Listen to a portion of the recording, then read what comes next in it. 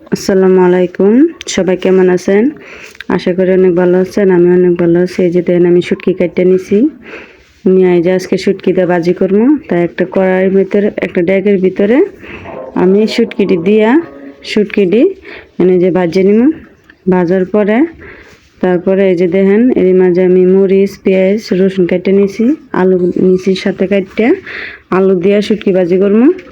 শুটকিটা আমার খুব পছন্দের জিনিস, তাই আজকে আমি আলুতে করবো। আলু অনেক পছন্দের জিনিস। তাই যে দেখেন আমি রসুন পেঁয়াজ তেলে দিয়া ভাজতেছি। আমি একটু লবণ দিয়ে দিব, লবণ দিয়া ভালো করে ভাজবো।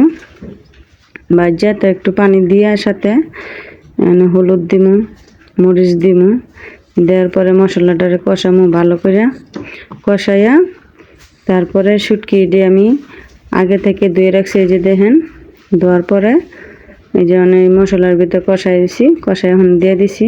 দেখবেন আর একটু পরে কি সুন্দর একটা কালার হয়েছে, দেখছেন? এখন আলুটি দিয়ে দিব। আলুটি দেওয়ার পরে একসাথে লাড়াচাড়া করবো। আমি পানি দিব না, পানি না দিয়া এটারে এইভাবেই সিদ্ধ হালকা জালে সিদ্ধ করে নিব। আলুটা দেখবেন অনেক এভাবে জর্জরে করে আলু দিয়া ভাজি করলে দেখবেন অনেক তরকারি অনেক টেস্ট হয়। আপনারা একবারের লাগে হলে ট্রাই করবেন।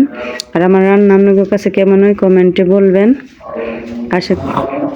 কমেন্টে বলবেন সবাই আমার রান্নাটা কীরকম হয়, কারণ কেউ কাছে ভালো হইতে পারে, কেউ কাছে খারাপ হইতে পারে। যদি কোনো রান্নায় কোনো কিছু বলায় তো ভুলটা সবাই ধরাই দিবেন। এই যে দেখেন কি সুন্দর একটা কালার হয়েছে। আমার খুবই একটা পছন্দের জিনিস শুটকি। কারা কারা পছন্দ করেন তারা কমেন্টে বলবেন।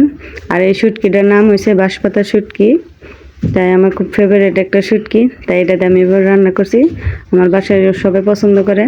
এইভাবে রান্না করলে আমার কাছে খুব ভালো লাগে। আশা করি সবাই ভালো থাকবেন। আজকের ভিডিওটা এই পর্যন্তই। সবাই ভালো থাকবেন। আল্লাহ হাফেজ।